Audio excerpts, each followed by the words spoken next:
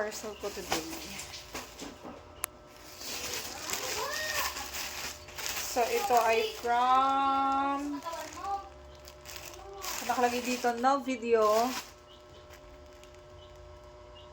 No return, no refund. So, yan. Open na natin.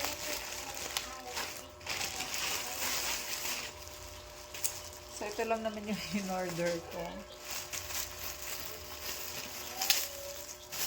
Sana kasya.